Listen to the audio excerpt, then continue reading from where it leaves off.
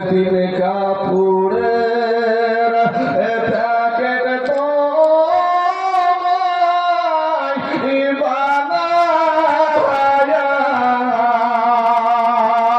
এরাই খাদিবে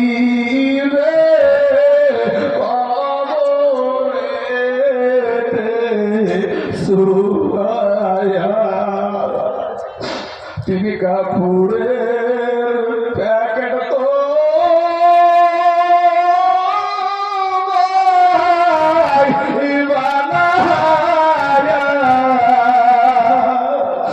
রেখা দিবে কবরেতে সোয়া কত বাহাদুরি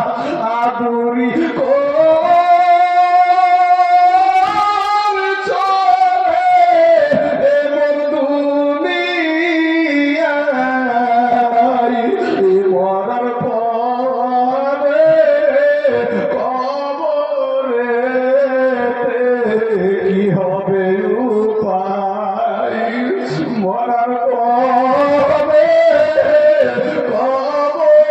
কবরেতে কি হবে উপায় আজরাইল সে সামনে যখন ভাই গো তারা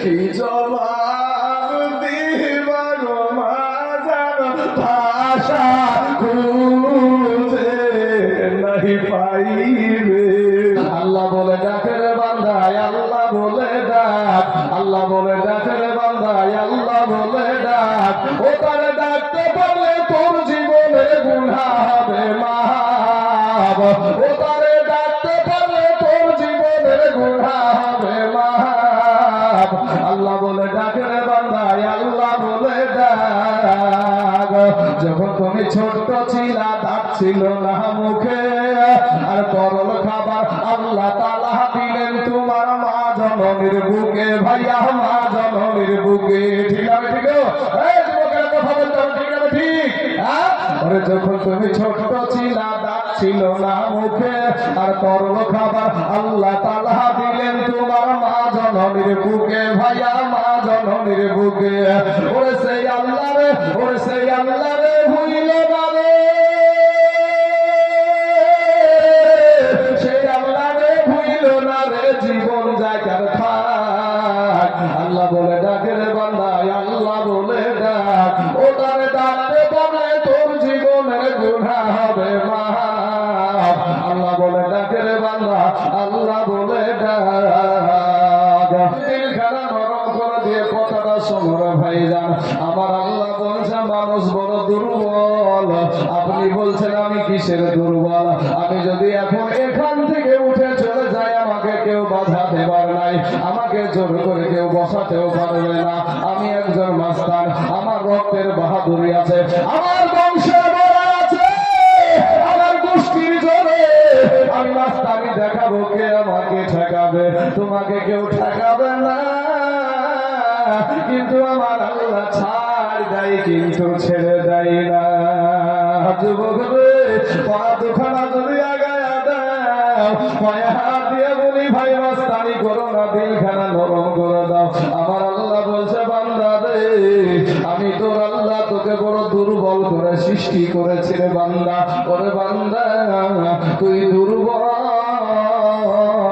তোর চাইতে শক্তিশালী জীব আমি হাতিকে বানায়াছি বলেন তো হাতি আমাদের চাইতে শক্তিশালী না হাতি একটা শক্তিশালী জীব আমার আল্লাহ বলে বান্দা রে তোর চাইতে শক্তিশালী জীব হলো উটকে আমি শক্তিশালী বানায়াছি ওরে বান্দা তোর চাইতে শক্তিশালী জীব হলো মহিষ তোর চাইতে শক্তিশালী জীব হলো জঙ্গলার বাঘ ওরে বান্দা ওই শক্তিশালী চৌপায়া জানোয়ার গুলাকে আমি আল্লাহ তোদের গোলাম বানায়া দিয়েছি জোরে বলেন সুবহানাল্লাহ একটা মানুষের ইশারায় হাতি উঠা বসা করে না একটা মানুষের ইশারায় উট চলাফেরা করে না গরু মহিষ চলাফেরা করে না তাহলে আমার আল্লাহ বলে বান্দা তুই বড় দুর্বল, তোকে আমি দুর্বল করে সৃষ্টি করেছি, কিন্তু বান্দা রে তোর উপরে আমার মায়াটা বেশি। জোরে বলেন সুবহানাল্লাহ। আমার আল্লাহ বলে বান্দা রে, ওরে বান্দা তুই আজকে তোর শরীরে রক্তের যোগ হয়েছে, তোর শক্তি হয়েছে রে বান্দা, আজ তুই আমি আল্লাহকে ভুলে গিয়েছিস, কিন্তু বান্দা রে আমি এত জিনিস বানায় আছি, কিন্তু তোকে আমি দুর্বল করে সৃষ্টি করেছি।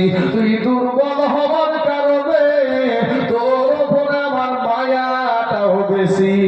জোরে বলেন একবার সুবহানাল্লাহ।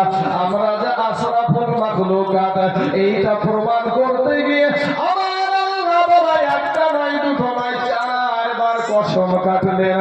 ওয়াত্তিন ওয়াযাইতুন ওয়া তুরি সিনিন ওয়া হাযাল বালাদিল আমির, চারটা জিনিসের বাবা কসম কেটে আমার আল্লাহ বলে বান্দারে তোকে আমি আশরাফুল মাখলুকাত করে সৃষ্টি করেছি। ও মুসলমান ভাই, আজকে আমার আল্লাহ ডাক দিয়ে বলে বান্দা রে তুই মনে করছিস আমার চাইতে তোর মা জননী তোকে বেশি ভালোবাসে। ওরে বান্দা তুই মনে করছিস আমার চাইতে তোর বাবা তোকে বেশি ভালোবাসে। ওরে বান্দা তুই মনে করছিস আমার চাইতে তোর বিবি তোকে বেশি ভালোবাসে।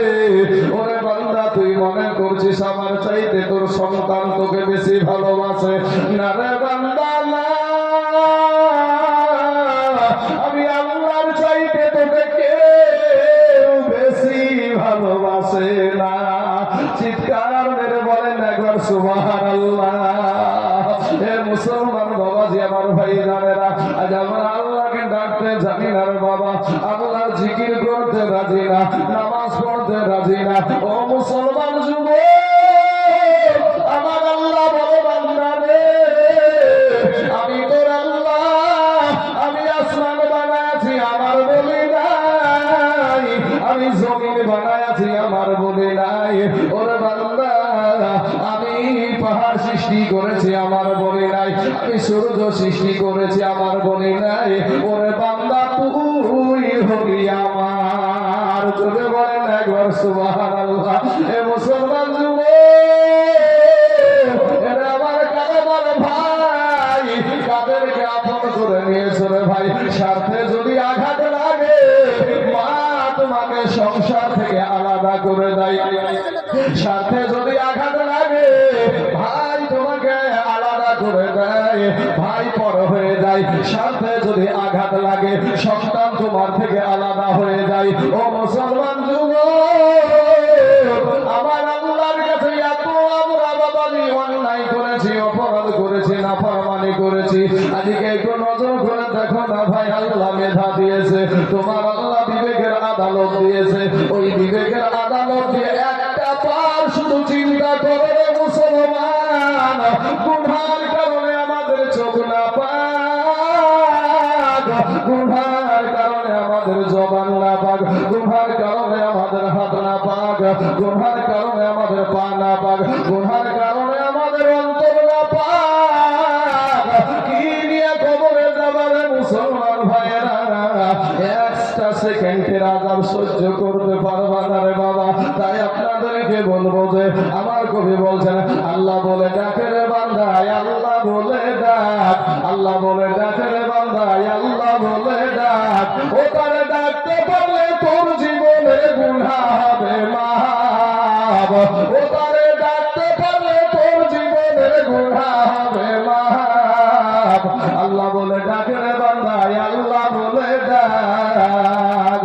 যখন তুমি ছোট ছিলা দাঁত ছিল না মুখে, আর তরল খাবার আল্লাহ তাআলা দিলেন তোমার মা জননীর বুকে। ভাইয়া মা জননীর বুকে, ঠিক আছে? ঠিক ঠিক, যখন তুমি ছোট ছিলা দাঁত ছিল না মুখে, আর তরল খাবার আল্লাহ তাআলা দিলেন তোমার মা জননীর বুকে। ভাইয়া মা জননীর বুকে। ওরে সেই আল্লাহ রে, ওরে সেই আল্লাহ রে ভুইল না রে, সেই আল্লাহ রে ভুইল না রে, জীবন জায়গার থাক। আল্লাহ বলে ডাকে রে বান্দা, আল্লাহ বলে ডাক। ও তারে ডাকতে পারলে তোর জীবনের গুনাহ হবে মা। আল্লাহ বলে ডাকে রে বান্দা, আল্লাহ বলে ডাক। ও মুসলমান বাবাজিরা, আমার ভাই জানেরা, কোন সময় দিকে ওদিকে তাকাবেন না, একটু মনটা লাগায়া দেন বাপরে। আজকের পরে যদি আগামী কালকে আমাকে কোটি টাকাও দেন, তারপরে আমার এই কথাগুলো আর শুনতে পাবেন না আমার জবান দিয়ে, কারণ আমি আর এক জায়গায় কথা বলে রেখেছি। আজকে আপনাদের এখানে কথা দিয়েছিলাম, এসেছি। ও মুসলমান যুবক ভাইরে, আজকে একটা রাত্রি তোমাদেরকে আবদার করবো, কত দিকে ছোটাছুটি করলা রে ভাই, কিছুই তো পাইলা না, কিছু একটু আনন্দ ছাড়া আর কিছুই পাও নাই। কিন্তু মুসলমান কবরে যখন যাবেন খানা কাফন ছাড়া কিছুই দিবে না বাবা।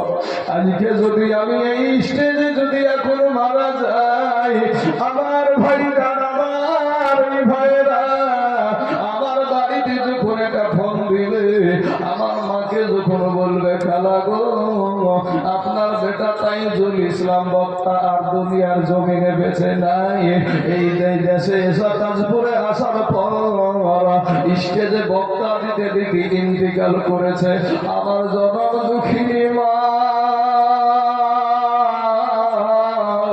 আমাকে যেই মা 10 মাস পেটে ধরেছে, যেই মাকে বাবা মুর্শিদাবাদের শেষ প্রান্ত রেখে এসেছি, ওই মা জননী মোবাইলটা ছেড়ে ফেলে দিয়ে বেটা বলে চিৎকার করে জমিনে পড়ে যাবে। ইন্দিবিন টাইমে আমার এই ভাইয়েরা, আমার এই মাওলানা সাহেবেরা, দেশের মেম্বারেরা আমার লাশ খানা নিয়ে যাওয়ার জন্য একটা গাড়ি ভাড়া করবে।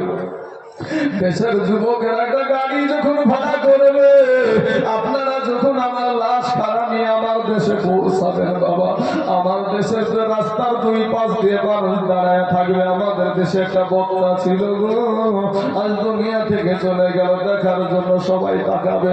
যখন আমার লাশ খানা আমার বাড়িতে প্রবেশ করবে, বাইরে আপনার জন্য একই কেসের কথা বলছে, আমার জন্য যেটা, আপনার জন্য সেটা। আপনার মা আসারকের জমিনে পড়ে বাবা টুকরে টুকরে কাঁদে বেটারে, ওরা আমার কলেজের টুকরা নয়নের পাড়া সন্তান, আমি তোর মা কাকে আর বেটা বলে ডাকবো, আমাকে আর কে মা বলে ডাকবে?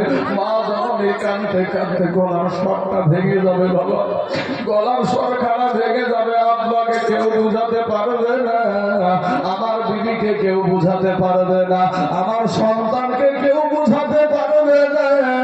কিন্তু যখন ভাই গো, যখন আপনাকে আমাকে যখন আপনার পর্দার ভিতরে গোসল করাবে, ওই পর্দার ভিতরে গোসল আমার মা করবে না, আমার বাবা করবে না, আমার সন্তান করবে না, আমার বিবি করবে না, আমার ছোট বেটাটা গিয়ে বলবে মা আমার আব্বুকে ওই পর্দার ভিতরে কেন গোসল করে গো মা?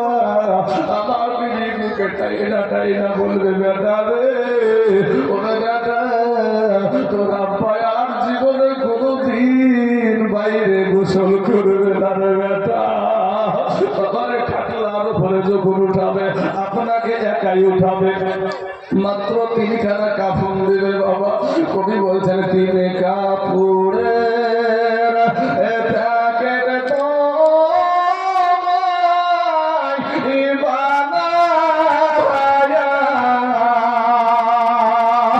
রাইখা দিবে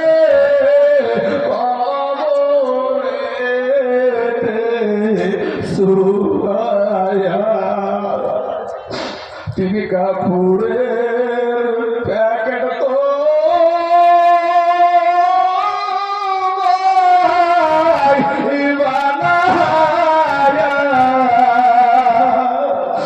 রাইখা দিবে কবরে সোয়া। কত বাহাদুরি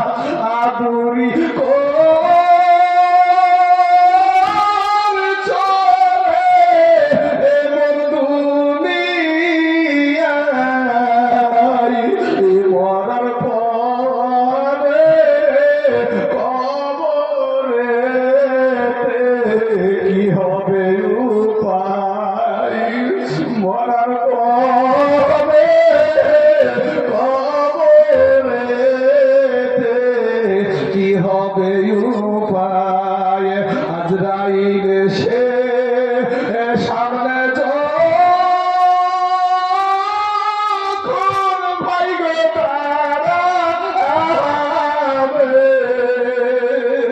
কি জবাব দিবার মাজার ভাষা খুঁজে নাহি পাইবে। সবাই কান্নাকাটি করলো বাবা, কিন্তু তিনখানা কাপড় আমার কবর আমার পরনে আপনার পরনে দিবে রে বাবা। খাটলাই যখন উঠায়া দিবে ওই খাটলাতে আমার মা উঠবে না, আপনার মা উঠবে না, ওই খাটলাতে আপনার বাবা উঠবে না, ওই খাটলায় আপনার বিবি উঠবে না। সবাই কান্না করবে কিন্তু আপনার সঙ্গী কবরে কেউ হবে না। যখন আপনাকে আমাকে কবরে নামায়া দিবে রে যুবক, কোরআন যদি বিশ্বাস করো ভাই এটাও বিশ্বাস করে না, আমার নবীকে যদি বিশ্বাস করো এটা বিশ্বাস করে নাও, আল্লাহকে যদি বিশ্বাস করো এটা বিশ্বাস করে নাও। যখন কবরে নামায়া দিবে রে যুবক, ওই কবর 40 কদম যেতে যতটা সময় লাগে ওই সময়ের মধ্যে বাবা 2 জন ফারিস্তা হাজির হবে। যুবক রে, আজকে শরীরে একটু ব্যথা হলে ব্যথার ওষুধ খাও, কিন্তু কবর এমন একটা কঠিন জায়গা যখন আল্লাহর হুকুম হয়ে যাবে আল্লাহ বলবে ওরা জমিন আমার এই বান্দাকে দুনিয়ার জমিনে আমি তাকে রুজি দিয়েছিলাম, পানি দিয়েছিলাম, বাতাস দিয়েছিলাম, আমার এই বান্দাকে আমি দুনিয়ার জমিনে তাকে খাবার দিয়েছিলাম, কোনো জিনিসের অভাব ছিল না, কিন্তু আমি আল্লাহকে সেজদা করে নাই, আমার কোরআনের পক্ষে কথা বলে নাই, আমার কোরআনের পক্ষে দাঁড়াই নাই, আমার ইসলাম ধর্মের পক্ষে দাঁড়াই নাই, মুনাফিকি করেছে। ওরে জমিন আমার এই বান্দাকে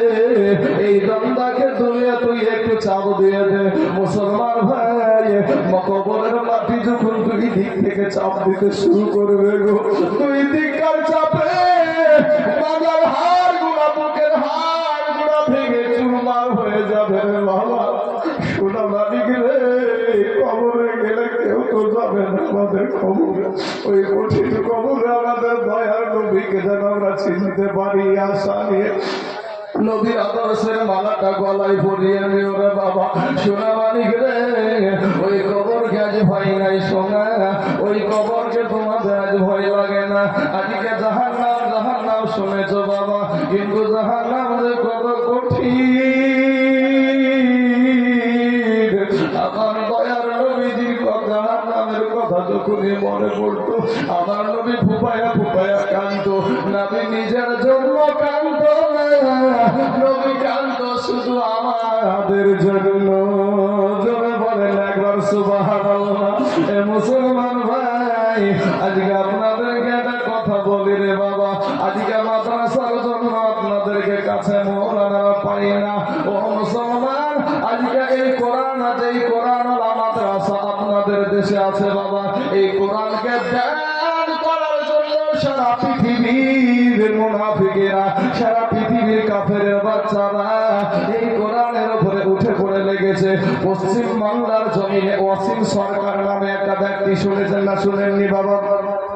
এই ওয়াসিম সরকার কোরআনের বিরোধিতা করে বলল, কোরআনে নাকি বলা আছে যে মুশরিকদেরকে যেখানে বাবা সেখানেই কতল করো। এ বাবাজি, কোরআন এমন একটা জ্ঞান, কোরআন এমন একটা জিনিস বাবা, এমন একটা কিতাব, এই কিতাবকে যদি বুঝতে হয় ও মুসলমান ভাইরা রে, এইটুকু জ্ঞান দিয়ে বোঝা যাবে না। কোরআন আটলান্টিক মহাসাগরের চাইতো গভীর। জোরে বলে সুবহানাল্লাহ।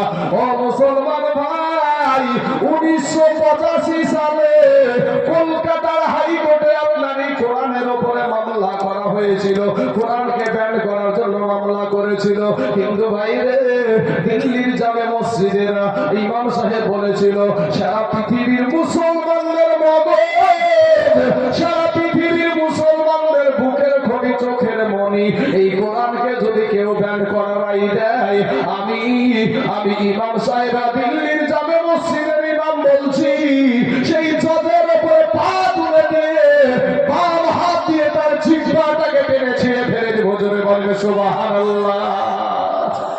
দুইজন ব্যক্তি 1985 সালে এই কোরআনের উপরে মামলা করেছিল। সেই দিন কিন্তু বাবাজি এই কোরআনকে ব্যান করতে পারে নাই। তাদেরই পেট 2021 সালে ওয়াসিম রেজভি নামে শিয়া মুসলিম, এখন আপনার ধর্ম পরিবর্তন করে হিন্দু হয়েছে। সেই ওয়াসিম রেজভি 26টা কোরআনের উপরে মামলা করেছিল, আয়াতের উপরে মামলা করেছিল। কিন্তু সেই মামলা কোথায় করেছিল? ভারতের সবচাইতে বড় আদালত সুপ্রিম কোর্টে। সেই সুপ্রিম কোর্টে যখন মামলা করলো এই কোরআন, যেই কোরআন আপনাদের এখানে পড়াত হয়, যেই কোরআনকে রক্ষা করার জন্য আপনাদের রক্ত পানি করা, আপনার যেই টাকা মেহনত করা, আপনার শ্রম দিয়ে যেই মাদ্রাসাকে টিকিয়ে রেখেছেন, তার উদ্দেশ্য হলো একটাই যে আল্লাহর কালামকে আমরা বাঁচাতে চাই। কথা ঠিক না? ঠিক। আমাদের নিয়াত কিছু আছে নাকি? এখানে 10 টাকা পাওয়ার লোভ এত মানুষ নাকি? এই ভাই কথা বলে 10 টাকা পাওয়ার লোভ আছেন? হ্যাঁ,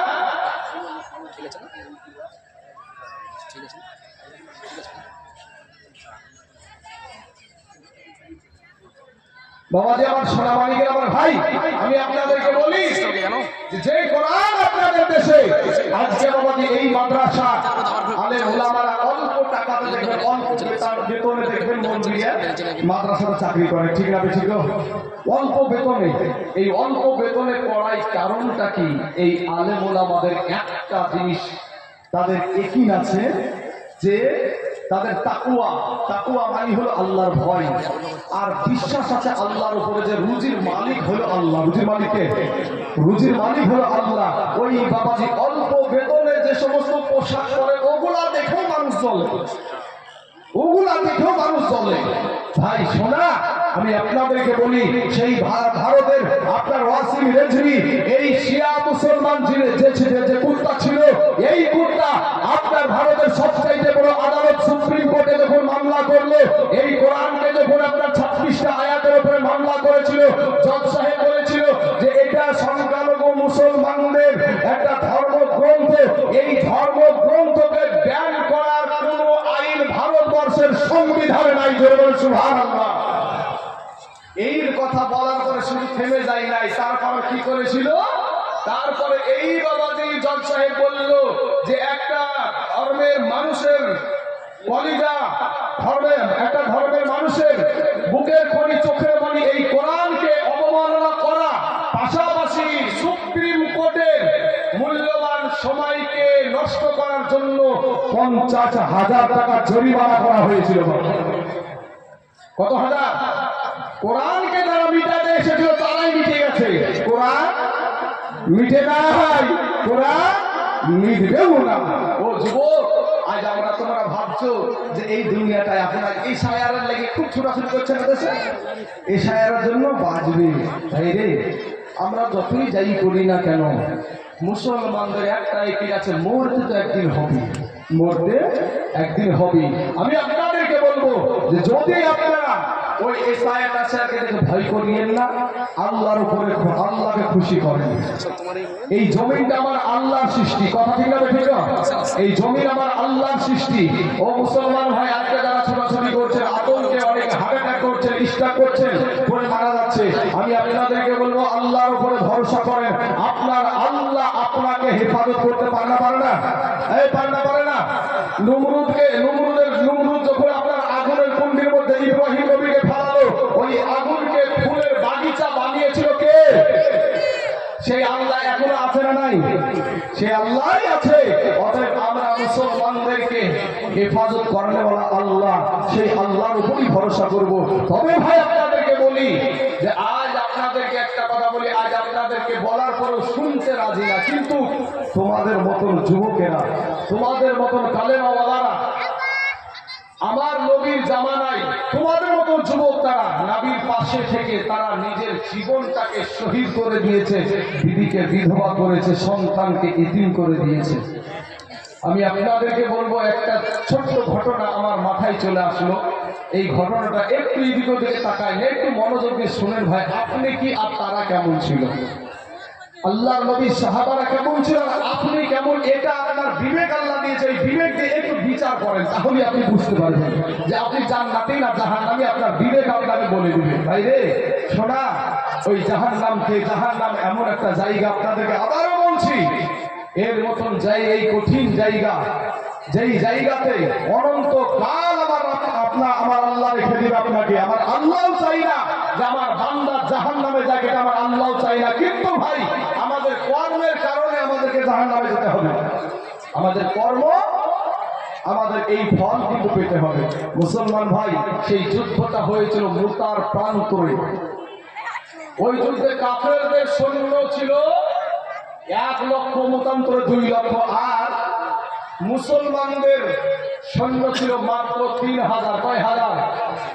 মুসলমান ভাইরা, আজ আমাদেরকে আমাদের শুভেন্দু অধিকারী বলে আমাদেরকে বাংলাদেশে পাঠাবে, আমাদেরকে পাকিস্তানে পাঠাবে, আমাদেরকে তাদের ধর্মের মানুষকে বলে তোমরা বাড়িতে বাড়িতে অস্ত্র রাখো, কিন্তু মুসলমানেরা অস্ত্র নাই, মুসলমানদের হাতে তরবারি নাই, মুসলমানদের হাতে বাবা অস্ত্র নাই, মুসলমানের হাতে বন্দুক নাই, কিন্তু রাস্তার পাথর আছে রে শুভেন্দু অধিকারী। ঠিক আছে? হ্যাঁ, রাস্তার পাথর আছে। এ মুসলমান যুবকেরা, এ কালে বাবা ভাইরা, ও শুভেন্দু অধিকারী, তুই যদি 101 বার বলতে পারিস, জয় শ্রীরামের স্লোগান দিতে পারিস, আমরা মুসলমানেরা 1000 বার নারায়ে তাকবীরের ধ্বনি দিতে পারি, কিন্তু তোদের মতন আমরা বেয়াদব না। ঠিক না? ঠিক?